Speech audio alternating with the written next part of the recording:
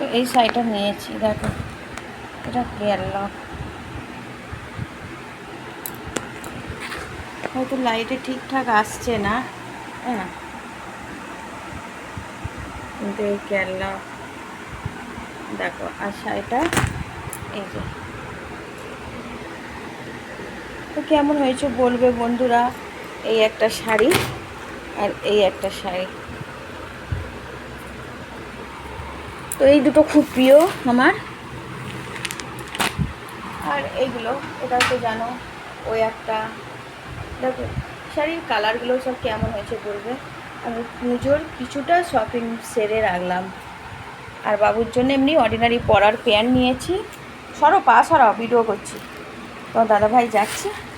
বাবুর কিছু অর্ডিনারি পরার প্যান্ট নিয়েছি, আমি কিছু নাইটি নিয়েছি, এই কটা ঢাকাই শাড়ি নিয়েছি, হাফ ডজন সায়া নিয়েছি, আর এখানে একটা তাঁতের শাড়ি নিয়েছি, একটা শাড়ি, আর এখানে 3টে কাতান বেনারসি নিয়েছি। তো কিছুটা আমার থাকবে, কিছুটা গিফট করব, দেব। তো কেমন হয়েছে বন্ধুরা তোমরা জানাবে, ঠিক আছে? কেমন হয়েছে শাড়িগুলো? এখনও বাকি আছে, বাবুর জামা প্যান্ট বাকি আছে, তো আমার চুড়িদার বাকি আছে, আর তোমাদের দাদা ভাইয়ের বাকি আছে, সেগুলোও নিশ্চয়ই আমি ভিডিওতে নিয়ে আসব। আর এখন এইগুলো আমার জন্য কিনেছি, কিছুটা দেব, গিফট করব, আর কিছুটা আমার থাকবে, ঠিক আছে? তো কাতান বেনারসিগুলো কেমন হয়েছে বলবে, আর এই তাঁতের শাড়ি, এই শাড়িটা, এগুলো সব কেমন হয়েছে তোমরা সবাই বলবে, কমেন্ট করবে, ঠিক আছে বন্ধু? তো চলো ভিডিওটা এইখানেই শেষ করলাম।